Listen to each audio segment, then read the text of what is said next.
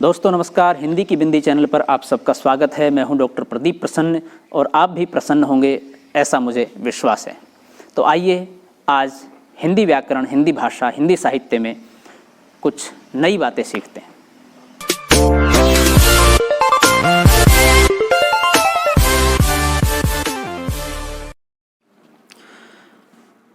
विद्यार्थियों, आज की वीडियो में बना रहे हैं रीतिकाल का इतिहास पार्ट 7। इससे पूर्व रीतिकाल के इतिहास की 6 वीडियो बन चुकी हैं। अब ये पार्ट 7 है।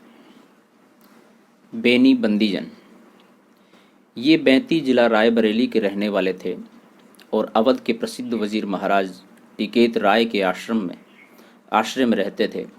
उन्हीं के नाम पर इन्होंने टिकेत राय प्रकाश नामक अलंकार ग्रंथ संवत 1849 में बनाया। अपने दूसरे ग्रंथ रसविलास में इन्होंने रस निरूपण किया है। ये अपने दोनों ग्रंथों के कारण इतने प्रसिद्ध नहीं है जितने कि अपने भंडोवा के लिए। इनके भंडोवा का एक संग्रह भंडोवा संग्रह के नाम से भारत जीवन प्रेस द्वारा प्रकाशित हो चुका है। भंडोवा दरअसल हास्य रस के अंतर्गत आता है। इसमें किसी की उपहासपूर्ण निंदा रहती है। यह प्राय सब देशों में साहित्य का अंग रहा है। जैसे फारसी और उर्दू की शायरी में हज़ों का एक विशेष स्थान है, वैसे ही अंग्रेजी में सटायर का, पूर्वी साहित्य में उपहास काव्य के लक्ष्य अधिकतर कंजूस, अमीर या आश्रयदाता ही रहे हैं और यूरोपीय साहित्य में समसामयिक कवि और लेखक। इसमें यूरोप के उपहास काव्य में साहित्यिक मनोरंजन की सामग्री अधिक रहती थी। उर्दू साहित्य में सौदा हज़ों के लिए प्रसिद्ध है। उन्होंने किसी अमीर के लिए घोड़े की इतनी हंसी की है कि सुनने वाला लोटपोट हो जाते हैं। इसी प्रकार किसी कवि ने औरंगजेब की दी हुई हथनी की निंदा की है। तिमिर लंग लई मोल चली बाबर के हल्के, रही हुमायूं संग फेरी अकबर के दल के। जहांगीर जस लियो पीठ को भार हटायो, सहा जहां करि न्याय ताही पुनि मांडी चटायो। बल रहित भई पौरुष थक्यो, भगी फिरत बन श्यारडर। औरंगजेब करी नि सोई ले दीन ही कविराज कर। इस पद्धति के अनुयायी बेनी जी ने भी कहीं बुरी रजाई पाई तो उसकी निंदा की, कहीं छोटे आम पाए तो उसकी निंदा की, जी खोल कर की। पर जिस प्रकार उर्दू के शायर कभी कभी दूसरे कवि पर भी छींटा दे दिया करते थे, उसी प्रकार बेनी जी ने भी लखनऊ के ललक दास महंत इन्होंने सत्योपाख्यान नामक एक ग्रंथ लिखा है, जिसमें राम कथा बड़े विस्तार से चौपाइयों में लिखी है, पर कुछ कृपा की है, अर्थात उन पर भी इन्होंने टीका टिप्पणी की है। जैसे बाजे बाज ऐसे डलमऊ में बसंत, जैसे मऊ के जुलाहे लखनऊ के ललक दास। इनका टीकित प्रकाश संवत 1849 में और रसविलास संवत 1874 में बना। अतः इनका कविता काल संवत 1849 से 1880 तक माना जा सकता है। इनकी कविता के कुछ नमूने देखिए। अली डसे आधार सुगंधा पाए आनन को, कानन में ऐसे चारु चरण चलाए हैं। फटी गई कंचुकी लगे ते कंठ कुंचन के, बेनी बर हीन खोली बार छवि छाए हैं। बेग ते गवन की नि धाक धाक होत सीनो, ऊर्ध्व उसासे तन सेद सर साए हैं। भली प्रीति पाली बन माली के बुलावे को, मेरे हेत आली बहु तेरे दुख पाए हैं। घर घर घाट घाट बाट बाट ठाट ठटे, बेलाओं को बेला फिरे चेला लिए आस पास। कविन सुबाद करे भेद बिन नाद करे, महाऊन माद करे धर्म करम नाश। बेनी कवि कहे बिभिचारिणी को बादशाह, अतन प्रकाशत ने सतन सरमतास। ललना ललक नैन मैन की झलक, हंसी हेरत अलक रद खलक ललक दास। बेनी प्रवीण अगले कवि हैं। ये लखनऊ के वाजपेयी थे और लखनऊ के बादशाह गाजिउद्दीन हैदर के दीवान राजा दया कृष्ण कायस्थ के पुत्र नवल कृष्ण उर्फ लल्लन जी के आश्रय में रहते थे, जिनकी आज्ञा से संवत 1874 में इन्होंने नव रस तरंग नामक एक ग्रंथ बनाया। इसके पहले श्रृंगार भूषण नामक एक ग्रंथ से ये बना चुके थे। ये कुछ दिन के लिए महाराज नाना राव के पास बिठूर भी गए थे और उनके नाम पर नाना राव प्रकाश नामक अलंकार का एक बड़ा ग्रंथ कवि प्रिया के ढंग पर लिखा था। रीतिकाल में अधिकतर कवि किसी न किसी राजा महाराजा शासक के आश्रय में रहे हैं, और जिस व्यक्ति के, जिस राजा के आश्रय में रहे, उस आश्रयदाता के ऊपर उन्होंने कोई ना कोई अलंकार ग्रंथ, कोई रीति निरूपण ग्रंथ या काव्य ग्रंथ जरूर लिखा है। लगभग बहुत से कवियों ने, कुछ अपवाद स्वरूप कुछ कवियों को छोड़ दें तो बात अलग है। खेद है इनका कोई ग्रंथ अब तक प्रकाशित न हुआ। इनके फुटकल कवित्व तो इधर उधर बहुत कुछ संग्रहित और उद्धृत मिलते हैं। कहते हैं कि बेनी बंदीजन भंडवा वाले से इनसे एक बार कुछ वाद हुआ था, जिससे प्रसन्न होकर उन्होंने इसे प्रवीण की उपाधि दी थी। पीछे से रुग्ण होकर ये सपत्नीक आबू चले गए और वहीं इनका शरीरपात हुआ। इन्हें कोई पुत्र न था। इनका नवरस तरंग बहुत ही मनोहर ग्रंथ है। उसमें नायिका भेद के उपरांत रस भेद और भाव भेद का संक्षेप में निरूपण हुआ है। उदाहरण और रसों के भी दिए हैं, पर रीतिकाल के रस संबंधी और ग्रंथों की भांति ये श्रृंगार का ही ग्रंथ है। इसमें नायिका भेद के अंतर्गत प्रेम क्रीड़ा की बहुत ही सुंदर कल्पनाएं भरी पड़ी हैं। भाषा इनकी बहुत साफ सुथरी और चलती है। बहुतों की भाषा की तरह लद्दू नहीं है, अर्थात जबरदस्ती लादी हुई भाषा नहीं है, जिसे कि पाठक असहनीय पीड़ा महसूस करे पढ़ करके। ऋतुओं के वर्णन भी उद्दीपन की दृष्टि से जहाँ तक रमणीय हो सकते हैं किए गए हैं, जिनमें प्रथानुसार भोग विलास की सामग्री भी बहुत कुछ आ गई है। अभिसारिका आदि कुछ नायिकाओं के वर्णन बड़े ही सरस हैं। ये ब्रज भाषा के मतिराम ऐसे कवियों के समकक्ष हैं, और कहीं कहीं तो भाषा और भाव के माधुर्य में पद्माकर तक से टक्कर लेते हैं। अर्थात भाषा के रूप में इनकी एक अच्छी पकड़ थी। जान पड़ता है श्रृंगार के लिए सवैया ये विशेष उपयुक्त समझते थे। कविता के कुछ नमूने उद्धृत किए जाते हैं।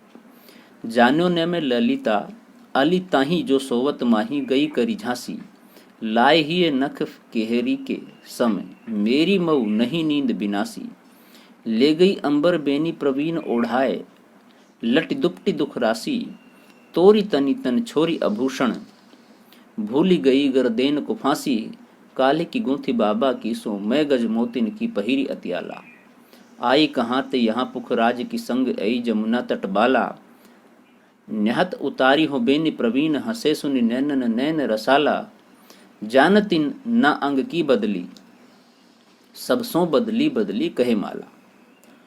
अगले कवि हैं जसवंत सिंह द्वितीय। ये बघेल क्षत्रिय और 13वां कन्नौज के पास के राजा थे और बड़े विद्या प्रेमी थे। इनके पुस्तकालय में संस्कृत और भाषा के बहुत से ग्रंथ थे। इनका कविता काल संवत 1856 अनुमान किया गया है। इन्होंने 2 ग्रंथ लिखे, एक शालिहोत्रा और दूसरा श्रृंगार शिरोमणि। यहाँ इसी दूसरे ग्रंथ से प्रयोजन है, जो श्रृंगार रस का एक बड़ा ग्रंथ है। कविता साधारण है। एक कविता देखिए।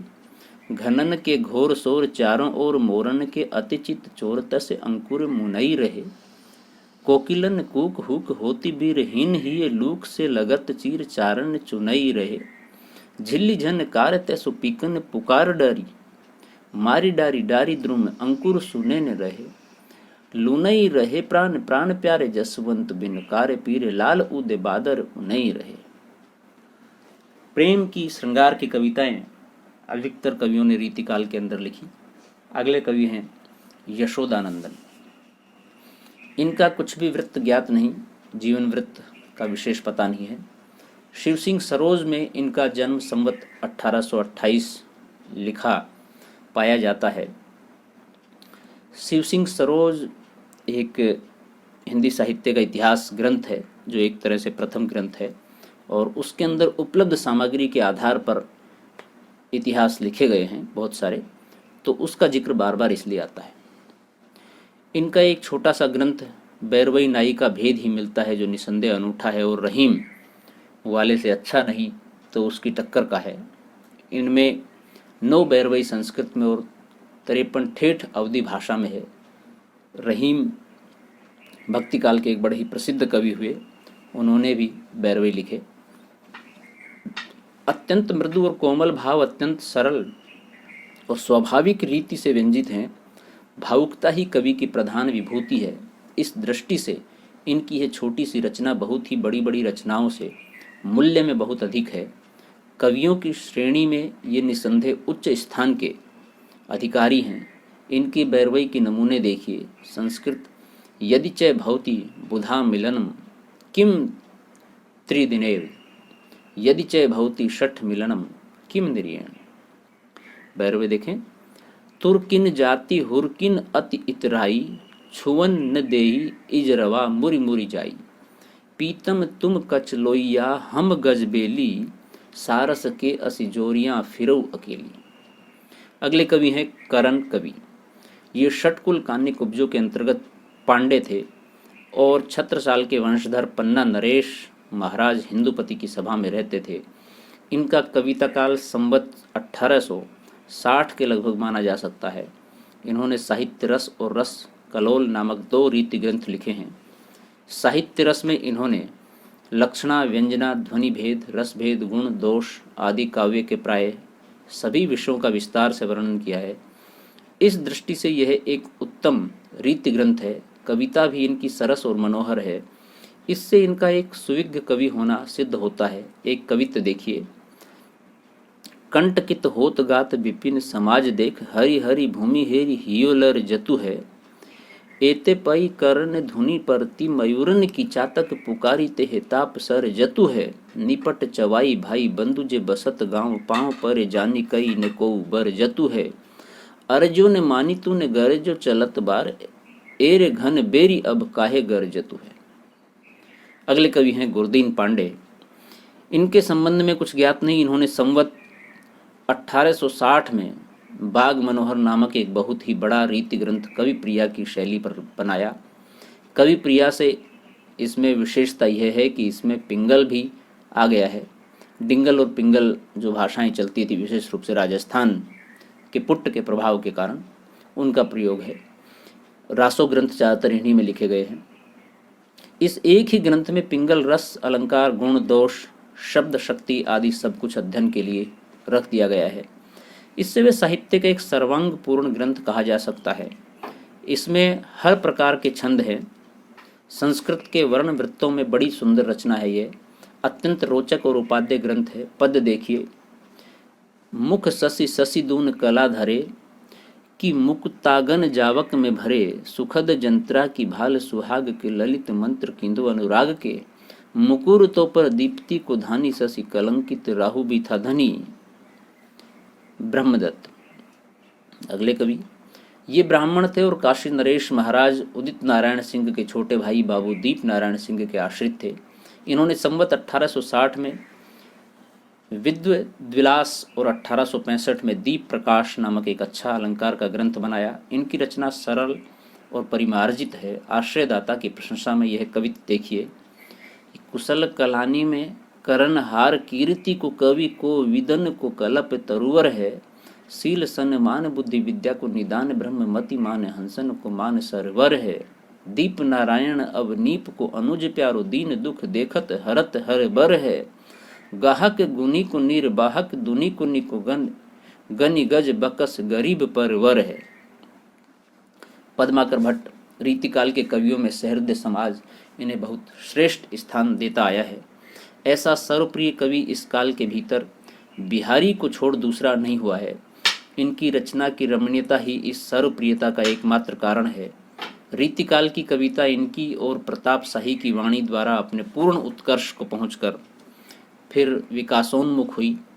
अतः जिस प्रकार ये अपनी परंपरा के परमोत्कृष्ट कवि हैं, उसी प्रकार प्रसिद्धि में अंतिम भी। देश में जैसा इनका नाम गूंजा वैसा फिर आगे चलकर किसी और कवि का नहीं।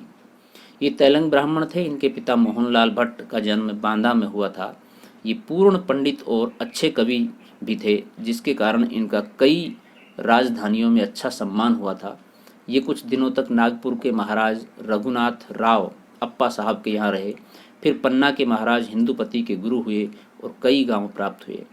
वहाँ से वे फिर जयपुर नरेश महाराजा प्रताप शाही के यहाँ जा रहे, जहाँ इन्हें कविराज शिरोमणि की पदवी और अच्छी जागीर मिली। उन्हीं के पुत्र सुप्रसिद्ध पद्माकर जी हुए। पद्माकर जी का जन्म संवत 1810 में बांदा में हुआ। इन्होंने 80 वर्ष की आयु भोगकर अंत में कानपुर गंगा तट पर संवत 1890 में शरीर छोड़ा। ये कई स्थानों पर रहे। सुगरा के नोने अर्जुन सिंह ने इन्हें अपना मंत्र गुरु बनाया। संवत 1849 में ये गोसाई अनूप गिरी उपनाम हिम्मत बहादुर के यहाँ गए, जो बड़े अच्छे योद्धा थे और पहले बांदे के नवाब के यहाँ थे। फिर अवध बादशाह के यहाँ सेना के बड़े अधिकारी हुए थे। इनके नाम पर पद्माकर जी ने हिम्मत बहादुर विरुदावली नाम की एक वीर रस की बहुत ही फड़कती हुई पुस्तक लिखी। संवत 1856 में ये सितारे के महाराज रघुनाथ राव प्रसिद्ध राघोवा के यहाँ गए और एक हाथी 1 लाख रुपए और 10 गांव पाए। इसके उपरांत पद्माकर जी जयपुर के महाराज प्रताप सिंह के यहाँ पहुँचे और वहाँ बहुत दिनों तक रहे। महाराज प्रताप सिंह के पुत्र महाराज जगत सिंह के समय में भी ये बहुत काल तक जयपुर रहे और उन्हीं के नाम पर अपना प्रसिद्ध ग्रंथ जगत विनोद बनाया। ऐसा जान पड़ता है कि जयपुर में ही इन्होंने अपना अलंकार ग्रंथ पद्माभरण बनाया, जो दोहों में है। ये एक बार उदयपुर के महाराजा भीम सिंह के दरबार में भी गए थे, जहां इनका बहुत अच्छा सम्मान हुआ था। महाराणा साहब की आज्ञा से इन्होंने गणगौर के मेले का वर्णन किया था। महाराज जगत सिंह का परलोकवास संवत 1860 में हुआ, अतः उसके अनंतर ये ग्वालियर के महाराज दौलत राव सिंधिया के दरबार में गए और यह कवित पढ़ा। मीना गढ़ बम्बई सुमंद मंद राजबंग, बंदर को बंद करी बंदर बसावेगो, कहे पद माकर कस की काश्मीर हूँ को, पिंजर सो घेरी के कली जंज छुड़ावेगो, बांका नृप दौलत अलीजा महाराज कंबो, साजी दल पकड़ी फिरंगी ने दबावेगो, दिल्ली दह पट्टी पट नाहू को झपट करी, कभू लत्ता कलकत्ता को उड़ावेगो। सेंधिया के दरबार में भी इनका अच्छा मान हुआ। कहते हैं कि वहाँ सरदार उदाजी के अनुरोध से इन्होंने हितोपदेश का भाषा अनुवाद किया था। ग्वालियर से ये बूंदी गए और वहाँ से फिर अपने घर बांदे में आ रहे।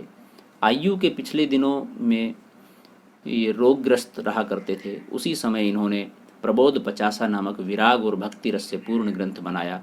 अंतिम समय निकट जान पद्माकर जी गंगा तट के विचार से कानपुर चले गए और वहीं अपने जीवन के शेष 7 वर्ष पूरे किए। अपनी प्रसिद्ध गंगा लहरी इन्होंने इसी समय के बीच बनाई थी। राम रसायन नामक वाल्मीकि रामायण का आधार लेकर लिखा गया एक चरित काव्य भी इनका दोहे चौपाइयों में है, पर उसमें इन्हें काव्य संबंधी सफलता नहीं हुई है। संभव है वह इनका न भी हो। मतीराम जी के रसराज के समान पद्माकर जी का जगत विनोद भी काव्य रसिकों और अभ्यासियों दोनों का कंठहार रहा है। अर्थात दोनों इतने अच्छे ग्रंथ बने कि लोगों को स्मृति में है, याद हैं। वास्तव में ये श्रृंगार रस का सार ग्रंथ सा प्रतीत होता है। इनकी मधुर कल्पना ऐसी स्वाभाविक और हाव भावपूर्ण मूर्ति विधान करती है कि पाठक मानो प्रत्यक्ष अनुभूति में मग्न हो जाता है। ऐसी सजीव मूर्ति विधान करने वाली कल्पना बिहारी को छोड़कर और किसी कवि में नहीं पाई जाती। ऐसी कल्पना के बिना भावुकता कुछ नहीं कर सकती। या तो वह भीतर ही भीतर लीन हो जाती है अथवा असमर्थ पदावली के बीच व्यर्थ फड़फड़ाया करती है। कल्पना और वाणी के साथ जिस भावुकता का संयोग होता है वही उत्कृष्ट काव्य के रूप में विकसित हो सकती है। भाषा की सब प्रकार की शक्तियों पर इस कवि का अधिकार दिखाई पड़ता है। कहीं तो इनकी भाषा स्निग्ध मधुर पदावली द्वारा एक सजीव भाव भरी प्रेम मूर्ति खड़ी करती है, कहीं भाव या रस की धारा बहाती है, कहीं अनुप्रासों की मिलित झंकार उत्पन्न करती है, कहीं वीर दर्प से क्षुब्ध वाहिनी के समान अकड़ती हुई और कड़कती हुई चलती है, और कहीं प्रशांत सरोवर के समान स्थिर और गंभीर होकर मनुष्य जीवन को विश्रांति की छाया दिखाती है। सारांश यह है कि इनकी भाषा में वह अनेक रूपता है जो एक बड़े कवि में होनी चाहिए। भाषा की ऐसी अनेक रूपता गोस्वामी तुलसीदास जी में दिखाई पड़ती है। अनुप्रास की प्रवृत्ति तो हिंदी के प्राय सब कवियों में आवश्यकता से अधिक रही है। पद्माकर जी भी उनके प्रभाव से नहीं बचे हैं, पर थोड़ा ध्यान देने पर यह प्रवृत्ति इनमें अरुचिकर सीमा तक पहुँच कुछ विशेष प्रकार के पद्यों में ही मिलेगी। जिनमें ये जानबूझकर शब्द चमत्कार प्रकट करना चाहते थे। अनुप्रास की दीर्घ श्रृंखला अधिकतर इनके वर्णनात्मक पदों में पाई जाती है। जहाँ मधुर कल्पना के बीच सुंदर कोमल भाव तरंग का स्पंदन है, वहाँ की भाषा बहुत ही चलती, स्वाभाविक और साफ सुथरी है। वहाँ अनुप्रास भी है तो बहुत संयत रूप में। भाव मूर्ति विधायिनी कल्पना का क्या कहना है। ये ऊहा के बल पर कारीगरी के मजमून बांधने के प्रयासी कवि न थे। हृदय की सच्ची स्वाभाविक प्रेरणा इनमें थी। लाक्षणिक शब्दों के प्रयोग द्वारा कहीं कहीं ये मन की अव्यक्त भावना को ऐसा मूर्तिमान कर देते हैं कि सुनने वालों का हृदय आप से आप हामी भरता है। ये लाक्षणिकता भी इनकी एक बड़ी भारी विशेषता है। पद्माकर जी की कविता कुछ नमूने हैं। फागु की भीर अभीरन में गही गोविंद ले गए भीतर गोरी, भाई करी मन की पद्माकर ऊपर नाय अबीर की झोरी, छीनी पितंबर कंबर तेसु बिदादई मीड़ी कपोलन रोरी, नैन नचाए कही मुस्काए लला फिर आइयो खेलन होरी। बड़ा प्रसिद्ध पद है इनका। और देखें, आई संग आलिन के ननद पठाई नीठी, और सोहत सोहाई शीस ईंडर सुपटकी, कहे पद माकर गंभीर जमुना के तीर, लागी घट भरन नविल नेह अटकी, ताही समय मोहन जो बांसुरी बजाई, तामे मधुर मलार गाई और बंसी वटकी, तान लागे लटकी रही न सुधी घूंघट की, घर की न घाट की न बाट की न घट की। वाह, क्या सुंदर शब्दों का प्रयोग है, क्या सुंदर वर्णन है। अगले कवि हैं ग्वाल कवि। ये मथुरा के रहने वाले बंदीजन सेवा राम के पुत्र थे। ये ब्रज भाषा के अच्छे कवि हुए हैं। इनका कविता काल संवत 1879 से संवत 1918 तक है। अपना पहला ग्रंथ यमुना लहरी इन्होंने संवत 1879 में, और अंतिम ग्रंथ भक्त भावना संवत 1919 में बनाया। रीति ग्रंथ इन्होंने 4 लिखे हैं। रसिकानंद अलंकार रसरंग संवत 1904, कृष्णजू को नवशिख संवत 1884 और दूषण दर्पण संवत 1891। इनके अतिरिक्त इनके 2 ग्रंथ और मिले हैं, हमीर हट संवत 1881 और गोपी पच्चीसी। और भी 2 ग्रंथ इनके लिखे कहे जाते हैं, राधा माधव मिलन और राधा अष्टक। कवि हृदय विनोद इनकी बहुत सी कविताओं का संग्रह है। रीतिकाल की सनक इनमें इतनी अधिक थी कि इन्हें यमुना लहरी नामक देव स्तुति में भी नवरस और षट ऋतु सुझाई पड़ी है। भाषा इनकी चलती और व्यवस्थित है। वाग विदग्धता भी इनमें अच्छी है। षट ऋतुओं का वर्णन इन्होंने विस्तृत किया है, पर वही श्रृंगारी उद्दीपन के ढंग का इनके ऋतु वर्णन के कवित्व लोगों के मुँह से अधिक सुने जाते हैं, जिसमें बहुत सी भोग विलास की अमीरी सामान भी गिनाए गए हैं। ग्वाल कवि ने देशाटन अच्छा किया था, अर्थात इधर उधर घूमे थे, भ्रमण किया था, और इन्हें भिन्न भिन्न प्रांतों की बोलियों का अच्छा ज्ञान हो गया था। इन्होंने ठेठ पूर्वी हिंदी, गुजराती और पंजाबी भाषा में भी कुछ कवित्व सवैया लिखे हैं। फारसी अरबी शब्दों का इन्होंने बहुत प्रयोग किया है। सारांश यह है कि एक विदग्धा और कुशल कवि थे, पर कुछ फक्कड़पन लिए हुए। इनकी बहुत सी कविता बाजारी है। उदाहरण नीचे दिए जाते हैं। ग्रीष्म की गजब धुकी है धूप धाम धाम, गर्मी झुकी है जाम जाम अति तापिनी, भीजे खस बीजन झलेहु ना सुखात सवेद, गात न सुहात बात दावा की डरापिनी, ग्वाल कवि कहे कोरु कुंभन ते कूपन ते, लय लय जल धार बार बार मुख थापिनी, जब पियो तब पियो अब पियो फिर अब, पीवत हूँ पीवत मिटे न प्यास पापिनी। वाह, देखिए प्यास न मिटने का कितना सुंदर उदाहरण है कि जल पिया, जलधार बरसी, कुएं का जल पिया, कुंभ घड़े का जल पिया, उसके बाद भी प्यास नहीं मिट रही बार बार। मोरन के सोरन की नैकुन मरोर रही, घोर हूँ रही न घन घन या फरद की, अंबर अमल सर सरिता बिमल भल, पंक कोने अंक ओने ओडन गरद की, ग्वाल कवि चित्त में चकोरन के चोन भय, पंथिन की दूर भई दूषण दरद की, जल पर थल पर महल अचल पर, चांदी सी चमक रही चांदनी सरद की। प्रताप शाही, ये रतन सेन बंदीजन के पुत्र थे और चरखारी बुंदेलखंड के महाराज विक्रम शाही के यहाँ रहते थे। इन्होंने संवत 1882 में व्यंग्यार्थ कौमुदी और संवत 1886 में काव्य विलास की रचना की। इन दोनों परम प्रसिद्ध ग्रंथों के अतिरिक्त निम्नलिखित पुस्तकें इनकी बनाई हुई और हैं। जयसिंह प्रकाश संवत 1882, श्रृंगार मंजरी संवत 1889, श्रृंगार शिरोमणि 1894, अलंकार चिंतामणि संवत 1894, काव्य विनोद संवत 1896, रस राज की टीका संवत 1896, रत्नचंद्रिका सतसई की टीका संवत 1896, जुगल नक्षिक सीताराम का नक्षिक वर्णन, बलभद्र नक्षिक की टीका। इस सूची के अनुसार इनका कविता काल संवत 1880 से 1900 तक ठहरता है। पुस्तकों के नाम से ही इनकी साहित्य मर्मज्ञता और पांडित्य का अनुमान हो सकता है। आचार्यत्व में इनका नाम मतिराम, श्रीपति और दास के साथ आता है और एक दृष्टि से इन्होंने अनेक चलाए हुए कार्य को पूर्णता को पहुंचाया है। अर्थात पूर्व में जो पद्धति चल रही है, जो श्रृंखला चल रही है, जो रीति चल रही है किसी भी काव्य की, कविता की, उसको आगे बढ़ाने की कोशिश की है। लक्षणा व्यंजना का उदाहरणों द्वारा विस्तृत निरूपण पूर्ववर्ती 3 कवियों ने नहीं किया था। इन्होंने व्यंजना के उदाहरणों की एक अलग पुस्तक ही व्यंग्यार्थ कौमुदी के नाम से रची। इसमें कवित्व, दोहे, सवैये मिलाकर 130 पद हैं जो सब व्यंजना या ध्वनि के उदाहरण है। साहित्य मर्मज्ञ तो बिना कहे ही समझ सकते हैं कि ये उदाहरण अधिकतर वस्तु व्यंजना के ही होंगे। वस्तु व्यंजना को बहुत दूर तक घसीटने पर बड़े चक्रदार ऊहापोह का सहारा लेना पड़ता है और व्यंग्यार्थ तक पहुँच केवल साहित्यिक रूढ़ि के अभ्यास पर अवलंबित रहती है। नायिकाओं के भेदों, रसादि के सब अंगों तथा भिन्न भिन्न बंधों उपमान का अभ्यास न रखने वालों के लिए ऐसे पद पहेली ही समझिए। उदाहरण के लिए व्यंग्यार्थ कौमुदी का यह सवैया लीजिए।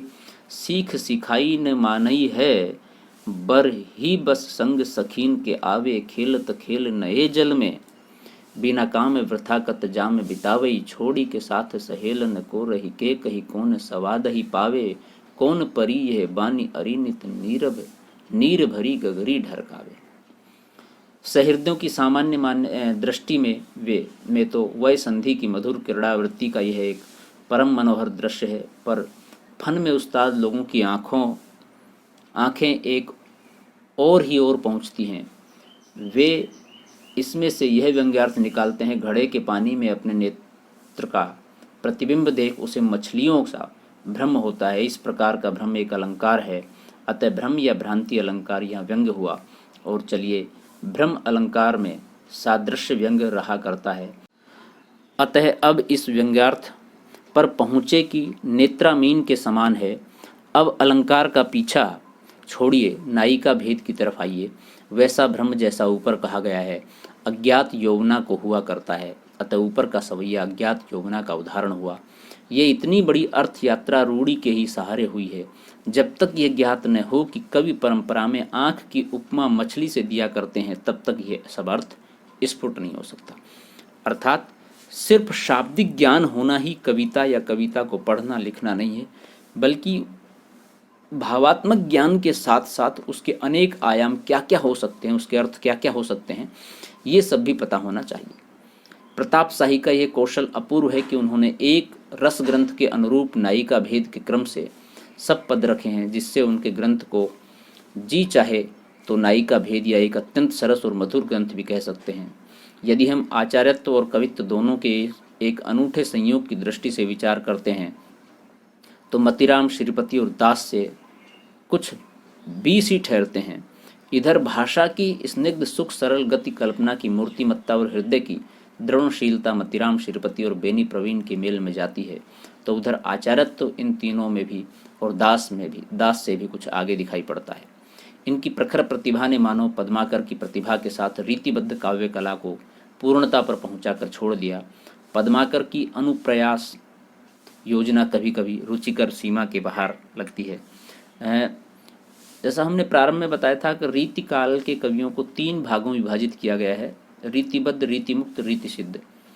जब रीति काल का इतिहास की वीडियो पूरी हो जाएगी तो हम तीनों को लेकर के रीतिबद्ध, रीतिसिद्ध और रीतिमुक्त, इनके तीनों प्रमुख कवि, उनकी कविताएं और कैसे उनको याद करें, उनका तरीका क्या है, एक आसान ट्रिक, एक गजब का एक प्रयोग आपको बताएंगे, उनको लेकर के वीडियो बनाएंगे। बाहर जा पड़ी है, पर इस भावुक और प्रवीण की वाणी में यह दोष कहीं नहीं आने पाया है। इनकी भाषा में बड़ा भारी गुण यह है कि यह बराबर एक समान चलती है। उसमें न कहीं कृत्रिम आडंबर का अड़ंगा है, न गति का शैथिल्य और न शब्दों की तोड़ मरोड़ है।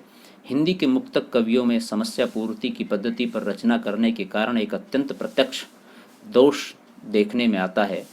उनके अंतिम चरण की भाषा तो बहुत ही गठी हुई, व्यवस्थित और मार्मिक होती है, पर शेष 3 चरणों में यह बात बहुत ही कम पाई जाती है। बहुत से स्थलों पर तो प्रथम 3 चरणों की वाक्य रचना बिल्कुल अव्यवस्थित और बहुत सी पद योजना निरर्थक होती है, पर प्रताप की भाषा एक रस चलती है। इन सब बातों के विचार से हम प्रताप जी को पद्माकर के समकक्ष ही बहुत बड़ा कवि मानते हैं।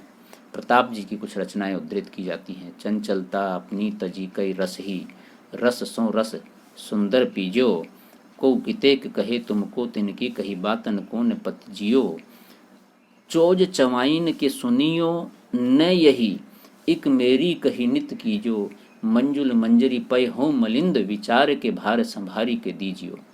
चंचल चपला चारु चमकत चारों ओर, झूमी झूमी झूमी झूमी धुरवा धारणी पर सत है, शीतल समीर लगे दुखद वियोगिनी, संयोगिनी समाज सुख साज सर सत है, कहें पर ताप अति निविड़ अंधेरी महा मार्ग चलत नाही नेक उदर सत है, झुमड़ी झलानी चहूं को ते उमड़ी आज, धारा धर धारण अपार बरसत है। तेज बारिश हो रही है, उस समय का वर्णन है। अगले कवि हैं रसिक गोविंद। ये निम्बार्क संप्रदाय के एक महात्मा हरिव्यास की गद्दी के शिष्य थे और वृंदावन में रहते थे। हरिव्यास जी की शिष्य परंपरा में सर्वेश्वर शरण देव जी बड़े भारी भक्त हुए हैं। रसिक गोविंद जी उन्हीं के शिष्य थे। ये जयपुर राजपूताना के रहने वाले और नटाणी जाति के थे। इनके पिता का नाम शालिग्राम, माता का गुमाना, चाचा का मोतीराम और बड़े भाई का बाल मुकुंद था। इनका कविता काल संवत 1850 से 1890 तक अर्थात विक्रम की 19वीं शताब्दी के मध्य से लेकर अंत तक स्थिर होता है। अब तक इनके 9 ग्रंथों का पता चला है। रामायण सूचनिका, रसिक गोविंदानंदन, लक्ष्मण चंद्रिका, अष्टदेश भाषा, पिंगल, समय प्रबंध, कलयुग, रासो, रसिक गोविंद, युगल रस, माधुरी। एक उदाहरण देखें। मुकुलित पल्लव फूल सुगंधा पराघई झारत, जुग मुख निरखी विपिन जनु राय लोन उतारत, फूल फलन के भार डारा झुकियों छवि छाजई, और मनु पसारी दई भुजा देन फल पथिकन काजई, मधु मकरंद पराग लुब्धा अली मुदित मता मन, बिरद पढ़त ऋतुराज नृपत के मनुबंदी। तो विद्यार्थियों, ये थी आज की वीडियो रीतिकाल पार्ट 7। वीडियो आपने पूरी देखी, उसके लिए आपका बहुत बहुत धन्यवाद। आशा करते हैं वीडियो आपको पसंद आई होगी, आपके लिए लाभप्रद होगी, और यदि ऐसा है तो आप लाइक कीजिए और हमें कमेंट्स के माध्यम से ज़रूर बताएं वीडियो आपको कैसी लगी। यदि इस वीडियो को लेकर के या किसी अन्य समस्या को लेकर के आपके मन में कोई दुविधा है, कोई शंका है, कोई सवाल है, तो आप कमेंट्स के माध्यम से हमसे पूछिए। हम उसका समाधान करने की, उसका उत्तर देने की कोशिश करेंगे, या उचित लगा तो एक पृथक से वीडियो बना देंगे। और अन्य टॉपिकों को जानने के लिए आप हमारे चैनल को सब्सक्राइब कर लें, ताकि हर प्रकार की वीडियो आपको आसानी से उपलब्ध हो सकें। अकादमिक परीक्षाओं के साथ साथ प्रतियोगी परीक्षाओं की तैयारियों के लिए भी बहुत सारे टॉपिकों पर हम वीडियो बनाते हैं, और उनकी महत्वपूर्ण ट्रिक, लगभग हर टॉपिक की महत्वपूर्ण ट्रिक का वर्णन हम जरूर करते हैं, ताकि विद्यार्थियों के लिए आसान हो चीज़ों को समझना। बाकी आप पूर्ण रूप से हम जो पढ़ा रहे हैं ऐसे पढ़ोगे तो निश्चित रूप से किसी भी चीज़ को समझने में कोई दुविधा बिल्कुल नहीं होगी। तो विद्यार्थियों, आज के लिए बस इतना ही। हम नेक्स्ट वीडियो फिर लेके आएंगे, तब मिलेंगे। तब तक के लिए नमस्कार। आप घर पर रहें, अपने परिवार को सुरक्षित रखें, देश को सुरक्षित रखें। शुक्रिया।